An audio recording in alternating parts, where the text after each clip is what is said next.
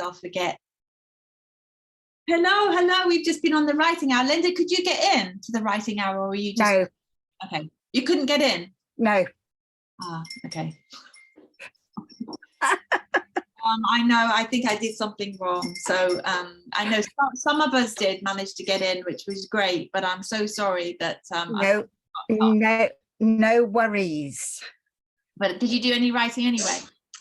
Yes, I have my homework to do, Susie.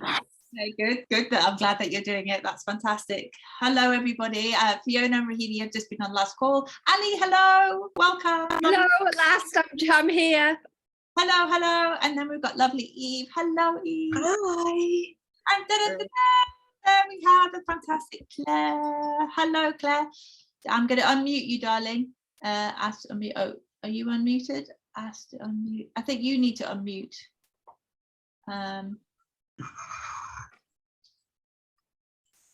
There we go. I was just changing my name because me and my husband share a Zoom. So hi, everyone. Hi. Lovely to see you. Hello, Jen. Welcome to the call. We've got Eve, we've got Ali, we've got Rahini, we have Linda, we've got Fiona, and this is the wonderful Claire Vina. So Claire is a new and amazing contact of mine from Northumberland. So I've moved to Northumberland, and Claire is this kind of creative powerhouse in Northumberland where she knows everybody creatively in the whole county. And she was the person who I met a year ago and said, oh, have you heard about Substack? And I was like, no, what's Substack? I had no idea. And then, I mean, as ever with me, it always takes me a while to catch on. And then Claire sort of said, oh, you know, have you tried it yet? And I thought, okay, I really need to get on. So I started it, and it's been so exciting. I am so excited by what is happening with Substack. So within a week, I'd got 300 subscribers. Amazing. I'd got paying subscribers. So I couldn't believe it. It was like people were paying. And I was like, and then for me as a writer, you know, so I loved my time at Psychology. So I was editor at Psychology, and it was fantastic and I loved it. But for me, it was like, I finished there, and all of a sudden, that was it. And I'd sort of spent 8 years of my life building somebody else's brand, which I didn't resent. I loved them, and they're amazing, and it was an amazing period of my life. But you know, I had a sort of a year of traveling around in a camper van trying to decide what I was going to do with the rest of my life. But what I want to do is build a brand, and I want to build my writing career. And then Substack came along that Claire kindly told me all about, and I was like, wow, this is amazing. This is amazing. So I know a lot of you don't know what Substack is. So I'm going to, if that's all right, Claire, I'm going to sure. If everybody could mute, and then we'll open up the questions. So we've got half an hour, Claire, so I won't bang on for much longer. And Claire, can you talk us through about what is Substack and how can it benefit us, and how do we get started? Yeah, for sure. So I've been using Substack since April last year, so April 22, and my husband told me about it. He was like, I think you'd really like this platform. It's for long form, it's got writers on there, it's a bit more sophisticated than social media. And I was like, oh yeah. And then I saw Emma Gannon tweet about it, and I was like, okay, like I'll have a look. And then literally I've never looked back. It's been incredible. So for me at that time, I had my website hosted on WordPress and a blog function there. And every time I went to write a blog, or if I'd written a blog in WordPress and then tried to, a Word document, and tried to post it in, it would always end up all higgledy-piggledy, and I couldn't get the headings to work. And I had something plugged in that told me my SEO was rubbish. And I was like, oh, I just want to write. Like, I just want to write. I don't want to think about SEO. I want to do marketing in other ways. Like, I just want to write. So when I first went onto Substack, I was like, okay, I can write here. Like, this is for writing. That's fine. And then there was this whole kind of idea of, if I'm writing, am I also looking at what other people are writing, or am I just writing? And I decided in the early days not to look at what anybody else was writing. Like, I just wanted to write. And so I didn't have a goal of who the writing was for or what it was about. I told like a couple of my creative clients, hey, I'm over here, like I'm playing with this. I think you'll really like it, like have a little look. But other than that, it was a sacred space just for me to write and fathom out what I wanted to write, what my long form voice could be, away from a website connected to a business, away from like me as a mum, or maybe it was crossover, you know, it was just space. So that's how I started off. And I do give that advice to other people as well, because Substack's really taken off. It's existed since 2017, I think. But in the last little while, because they introduced a kind of a social media feed, it's less noisy than social media, and you don't have to use it, but it does exist. And it has meant that since April this year, it's really taken off. So you can use it as a blogging platform. It kind of pulls through into a website. It's completely free to use. You can use it as a newsletter platform. They don't want to support service providers or shops, but you can promote your offers. So as long as you lead in with writing, then you're gold. There are lots of illustrators on there. I noticed Trina in the chat. Hi, Trina. There are lots of illustrators who are like, I've got these gorgeous illustrations and I also have things to say about them. So it's not just for published writers. It's for anybody that feels like, I want to write words on the internet. And the way that it exists and it's set up is, I'm just going to share my screen actually, Susie, if that's okay, just to kind of literally just walk you through how simple it is as a platform. I think we all think, oh, not another thing to learn, and it's not that at all. I see. Okay, let me see. Oh, is that mine? I think that's your screen. Let me see if I can share mine. Oh, it says host disabled screen sharing, but you might be able to. Anyway, I'll keep talking. So as I have, so it's now sort of 15 months of kind of growing into Substack. Now, I turned on paid subscriptions to start with, because I thought if I don't turn it on from the beginning, I'm going to overthink it. So I'm just going to have it switched on. Substack have like a set of parameters around, you know, guidance around, this is how much you can charge monthly, this is how much you could charge annually, but you can change that. There's a minimum. I think you can't take it less than like £5 a month, but you can apply a discount. They're trying to encourage a new system for media where writers get paid and we all support each other's work. So there are some writers on there with thousands of paid subscribers, tens of thousands of paid subscribers, some with hundreds of paid subscribers, and you can see those metrics if you want to go looking for them, but you absolutely don't have to. You can just do your thing in your niche and grow into your own space around it all. So let me try sharing my screen. Here we go. That should be it. There we go. So this is what I see when I log into my Substack. So it's got my little bio there, and further down, this is my publication. So my publication is called Creatively Conscious. These links here, you don't have to display anything. If you want to be anonymous on the internet and write under a pseudonym, you absolutely can. You don't have to link back to other places that you exist online. I do now, but I didn't at the start. I didn't want people finding this and link and understanding who I was elsewhere. Like, I just didn't want that. That was just a thing, just to have that spaciousness. So if we click into my publication here, so this is when you'll see Susie's as well. You've probably clicked onto Susie's when she sent you email. So this is what the website element of it looks like. And I've got mine set up magazine style. There's 3 different styles you can choose, and it just displays what you want it to display. So I've tried to sort of set it up with like brand colors that I use and a palette that I really like, a kind of inviting, natural, neutral, splashes of pink and gold. I'll go into this more, I'll send you my YouTube channel, you can have a look at this sort of stuff. But if we scroll down, you can see it's just a list of all of the posts that I've got. And then I've got these tabs up here, which are pulled through as tags. So if I write a post for my members, they all get to go in there. So that's really easy for them to navigate all of the different posts for them. And then I'm playing around with other tags and other sections within Substack. I host a monthly podcast in here, and I also host like a every other week podcast around slow-lived growth on Substack. So it's like how to get more creativity from your Substack, how to stay creative and kind of stay in your own lane and not worry about what everybody else is doing. So I do that right here on Substack as well.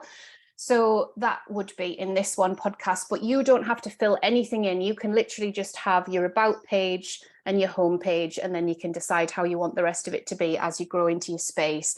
You can call it whatever you want. So if I'll just move my photograph there.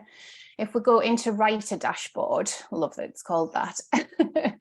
It's just going to take a couple of seconds to load, but I'm just going to show you how easy it is to write a post.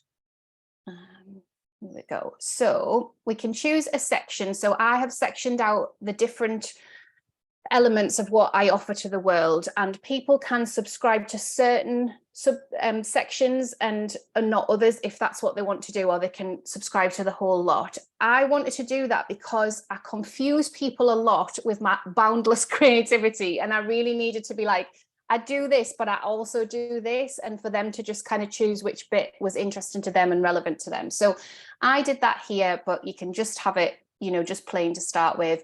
Obviously, you would put your title in, you put a subtitle in, and you can see in the app or when you've had emails through from Susie how this would look. And then you just can literally start writing lovely things. I wish I'd learned to touch type. You can add in a stock photo. Let's just put those lovely pencils in there for you. And because if I search, it might be a bit slow. So you can see that it's really, really quick to write something and put a beautiful photo, pull through from Unsplash in there, adjust the size of it if you want. And up here, you would adjust the caption of it if you wanted to. I tend to leave the artist credits on because that's a lovely thing to do. And then once we'd finished writing our post, we would just continue, and it gives us the option. Do we want to send it to paid subscribers only? Is it for everyone? That's everyone on our list, but it's also everyone within the Substack network, and I'll come on to that. And then which section, I'll just choose Creatively Conscious for now. The tags, I've set these up in settings. So again, you don't have to start with tags. You can have a bit of a kind of feel around and see what type of topics you'll be writing about first, and then you can add them in, and that would pull it through to the homepage if I chose something that I'd link to on the homepage. And then you can either schedule it or you can send it straight away. So you can send it via email. Obviously, people sign up with an email address, but you don't have to. So if you uncheck that box, it means you just publish it to your Substack website and you publish it to the Substack network. So anybody that's searching anything, anyone that's hanging out on Substack, anyone that links to your work, they'd see it, but your email subscribers wouldn't.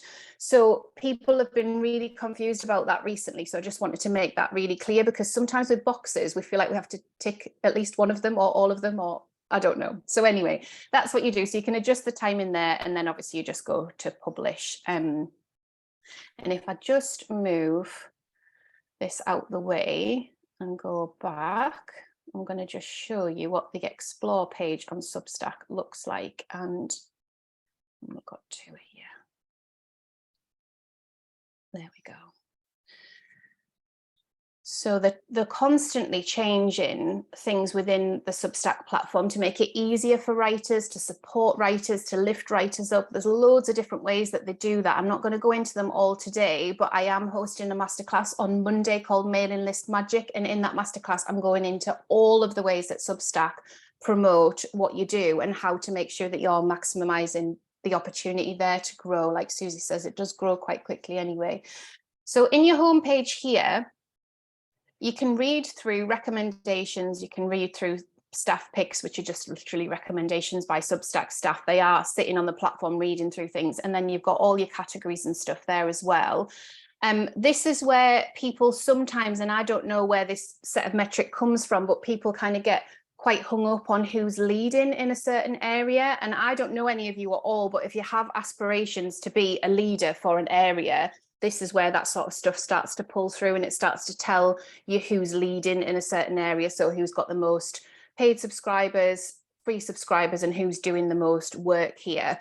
I don't buy into any of that stuff because I don't understand it mainly, but also I've just got different goals for Substack. But you can find all of that sort of stuff there and have a read around what everybody's doing.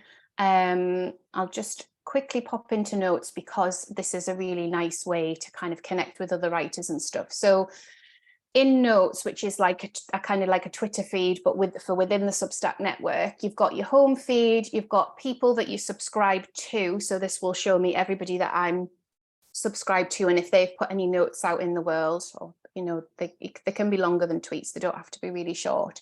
And then my subscribers, so I can get to know the type of people who are subscribing to me. And I think that is a really beautiful thing, because on social media, obviously we present a certain version of ourselves and they're only really snippets, and there's kind of a big sea of different things going on. Whereas here, I'm like, oh, I get to understand now that when I look at my subscriber map and somebody's over in Denmark, there she is, you know, it's like, oh, okay, like she's over there and that's a view from her world. And that feels really magic. That makes me feel really close to the people who subscribe to me. So when they leave me a comment or something like that, I'm like, oh, okay, like I've got a bit of a deeper connection there. So that's really nice. Let me just go back to my publication and show you another post. Here we go. So let me just pop into this one. So I published this one. Did I publish this week? I lose track. I published this one recently. This is a guest post with Nina, who is a public relations consultant for children's authors. So I sent Nina some guest questions and she's entered and answered those questions for me, and I've emailed that out to my audience. So I do this monthly segment that is exploring what the big dream is, what the quiet ambition is, and asking people to just share a little bit more of behind the scenes of their work life, but also their life, you know. So that's what this one's about. You'll see that it's pulling through everything in this sort of hot pink. And the reason it's doing that is because I chose that color palette. So I have pink in my brand. It makes me really happy when I see pink. And so I just have that selected. So whatever color you select, you will see on your Substack.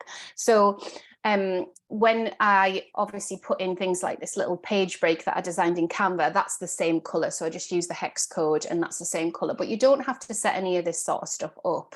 You can kind of grow into all of that. You can see that I have the subscribe button there.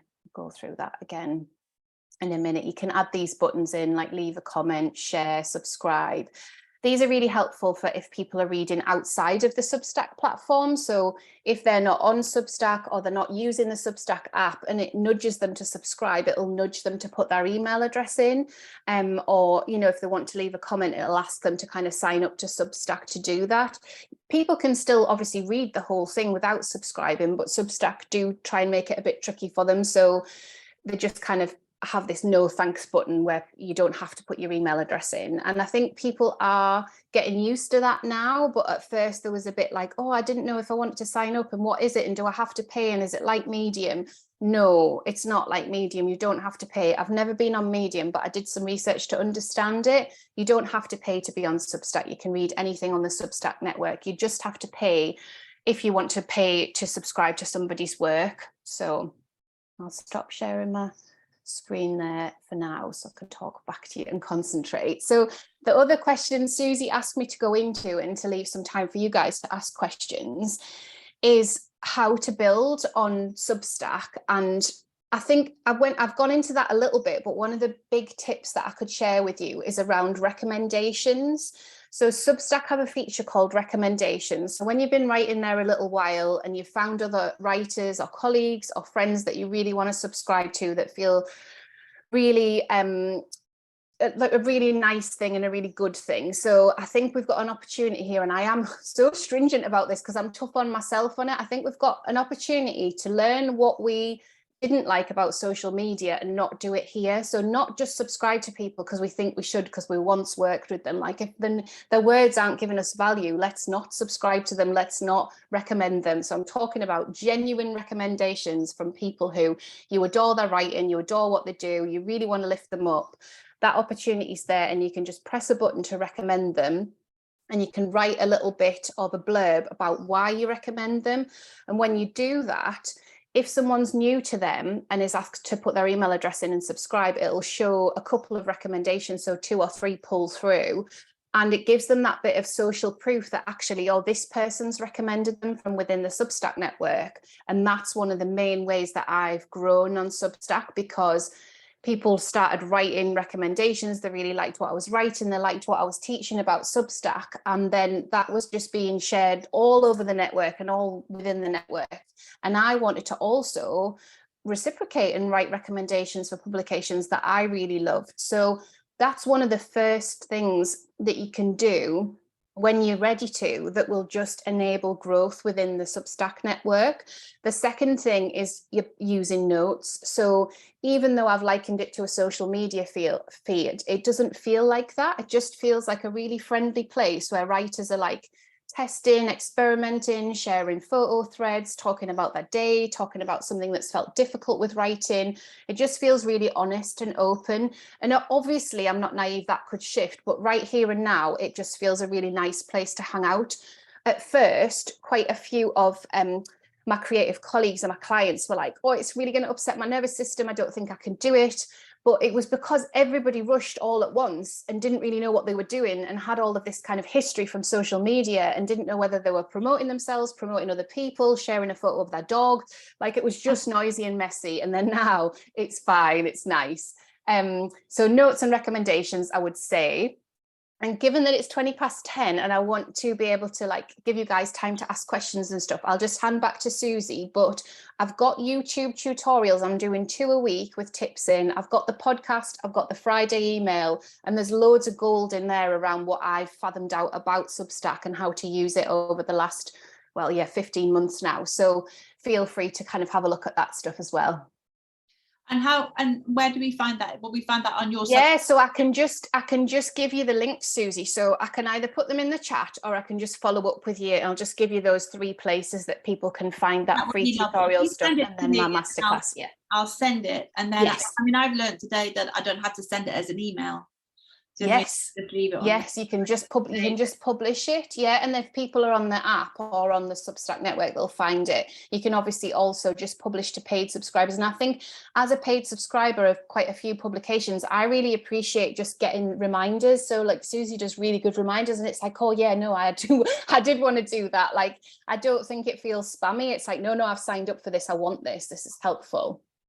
Yeah. Okay. I mean, again, it's not to be spammy and getting the, just to reiterate what Claire said, when I started, I really didn't know what I was doing. I just threw something up there, and I'm not, as you'll probably gather, not that techie.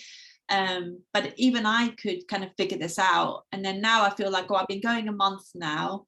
And now I'm going to start refining it. And, talking to people like Claire and looking at her YouTube, about how I can do this, and have Claire's a great guide for us to do that. So that's brilliant. But can I open it up to everybody else out here? I don't know where you are with everything. What questions may you have for this? So if you go off mute and then ask the question, because I can't see you all at the same time. Jen, I think. Hi, Jen. Hi. So lovely to be here. So thank you, firstly, to Susie for setting this up, and Claire for a really awesome, succinct, I'm very excited about Substack now talk. Thank you. So my question is about where I'm sharing my writing. So, and if I'm sharing the same writing across multiple platforms, does that have a positive, a negative, or any impact? So for example, if I've got a blog on my website and I share it in Substack. Yeah, interesting. So we've had lots of conversations within the network of people that I'm connected with that use Substack about this. And I think because for me, my website is a business tool. So it's really clear to me that's what it is. It's that sort of shop front. People can buy products from me on there. That's it. To get the other stuff, they go onto Substack. And part of that is because my website doesn't actually have a blogging platform. So it kind of decided it for me that I didn't replicate. Having said that, if it did, I think what I would probably do is pull through probably 1 post a month so that Substack got the most of it, but just to exist on the internet and for SEO purposes and for people kind of, wandering around my site, they understood, oh, okay, like, this is her writing, this is the type of stuff she writes about, but it's all over here. So Substack is like my library, if you like my collection of books. But if I was starting again and I probably would have it over there. I think for social media, I've tried various different approaches to this. So I mainly use Instagram, but I've tried like a little bit on LinkedIn as well, just the last few months. And it's mixed results, really. I think with LinkedIn, probably people are listening a little bit more intently, but with Instagram, people are there for entertainment, for quick wins, for fast-paced stuff. you can try and slow them down and get them to click over to something. You can try and sort of tile your words and, you know, have them sort of scroll through your words. But we've only got so much energy, haven't we? And unless we're hiring a social media team, I feel like we just need to choose like one bit of what we do and do it really well, and then have a strategy that plugs into that. So for me, the one bit that I do is Substack, and then the strategy that plugs in is like, okay, well, there's these tutorials on YouTube now. There's 2 posts a week on LinkedIn. I'm actually on an Instagram break for summer, but I'll have another strategy for September. I don't bother with Twitter because it's just a bin fire at the minute. I don't know. I know writers have a lovely time on there, but I'm just like, oh my God, I'm so terrified. So just don't bother with Twitter.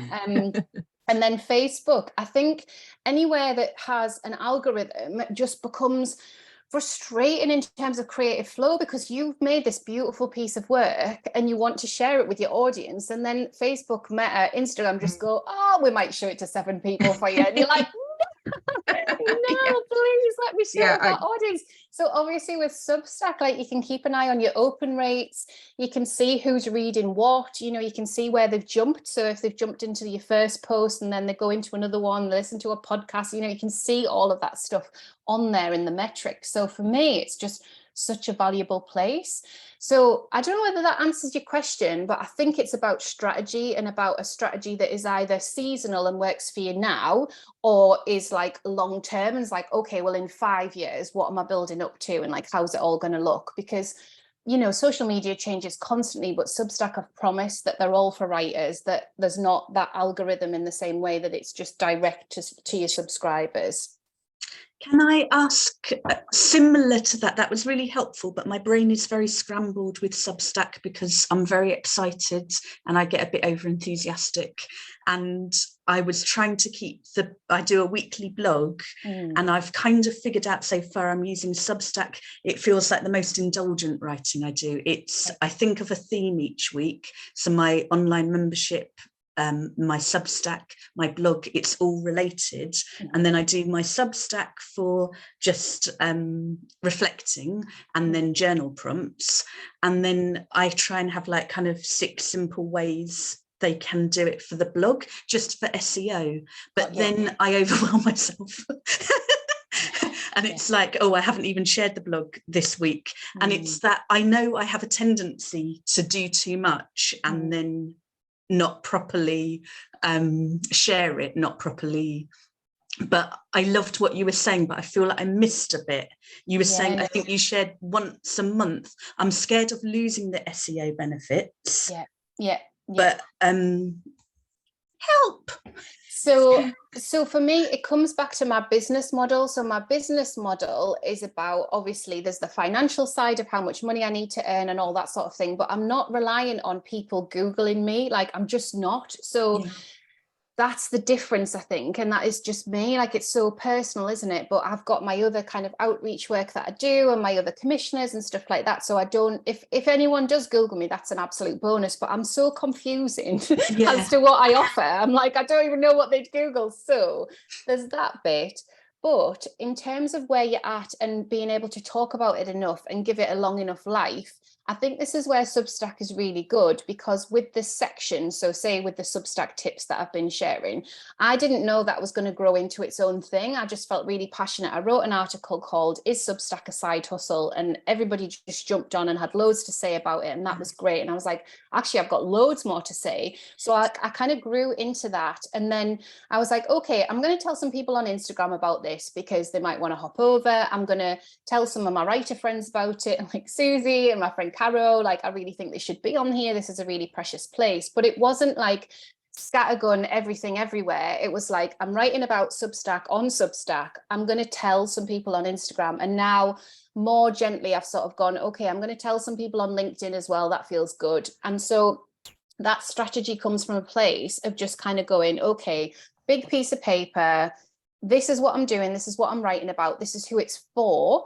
This is where those people live online. So I think that thing that I was saying about notes and getting to know who subscribes to you, that type of profile of person and who they are and what their aspirations are and what they drink in the morning for that cup of tea, you know, all that sort of stuff. It's like, oh, there's a heartbeat of a person behind that subscriber, and I understand what they want. So then it stops us from feeling like we have to be our own social media team, and we can just be like, okay, no, I'm just being of service. I'll just say this on LinkedIn because it feels important. So I try and design it within a week so that I don't burn out feeling like, oh, I've got to go over here and then maybe I should do an Instagram story, blah, blah, blah. I just try and design it so it's like, I've got this incredible piece, this message, this thing that I want to say. Where's it going this week? But then bigger than that, maybe where's it going next month? Where's it going, like, is it going anywhere else any other time? And with the Substack side hustle one, I wrote that earlier in the year, and I only recently shared it on Instagram because I felt like people were sort of more ready to hear it now. So it was like, if I'd have shared it on Instagram at the time, they would be like, Claire, you're always banging on about Substack. Like, we're here on Instagram, just leave Substack on Substack. You know, it was like, okay, like, just read the room a bit. So big piece of paper, what you've written, what it's about, who it's for, where you want to share, like where there's a natural share. And then anything where you feel like I can just schedule some posts. So if it feels easy to schedule for like Twitter or any of the other, like Facebook or wherever those things, you can sit and have like an afternoon of like, okay, in the future, on a Friday, a post will go out from me on these social media to remind people that it exists. And obviously any new people that you gather on your social media in between times, they'll get to hear about it as well. Does that help? Yeah, thank you so much. You're welcome. Claire, I realise it's 5:30, so I'm very aware of your time. So I just want to say thank you so much for your time today. I think I encourage everyone to sign up to Claire's Substack, and I'll send you all the details through after this. But I mean, the one thing I think maybe I've had an aha on this call of why I think I'm so excited about Substack is what you said. It's like, it's not like that social media nonsense. It's like a deeper connection. The tribe that you're connecting with, like we're connecting on this today, it feels like real people who are lovely and wonderful. And you know, when I ran like my first kind of workshop on Substack, I realized that we all shared the same values. So because you're sharing your work and your heart and your writing, you're attracting people who sign up that share your values. So you're all of a sudden in this beautiful space where I was saying we sort of got to the point of, I don't feel lonely because I'm connected to all these people who were singing the same song. And so I it's beautiful. It's really, really beautiful. And those connections have become deeper connections for me away from Substack as well. So when you decide what other links you want in your bio, if you do want any other links, obviously there are opportunities to connect to people in other places. And there was a Substacker that went in for paid membership. So she did my masterclass, which I held in March time. And then she decided just the other week, oh, I'm going to offer paid memberships. And she went all in and she completely changed her mind. She was like, I don't want to do this. It feels too much pressure. It's not the right time. And I reached out to her on email and just like checked in and said, are you okay? Like, that's all quite a lot. And she was like, oh, I just felt, you know, refunding everybody and sort of, but it just had to feel right for me. And Substack for her was joyous, and she turned it into something that didn't feel joyous because of the pressure of growing her paid subscribers, being paid for that work. And she gets paid elsewhere, you know, so it wasn't that sort of pressure. And these are the complexities we're all trying to work out. You know, none of us know because it's so new, but we can experiment and we can be really open, honest and vulnerable with our subscribers, which feels lush. Yeah, it feels lush. Brilliant. Thank you ever so much, Claire, for your time. You're so welcome. Energy and your ideas. I'll be sending all the details over so you can check Claire out, who's just this brilliant creative human who you don't come across very often, so she's adorable. Thank you everybody for coming once again and supporting Heartleap as well as Creatively Conscious. So thank you so much everybody, lots of love. Thanks Susie. Bye everyone. See you on Substack. Bye.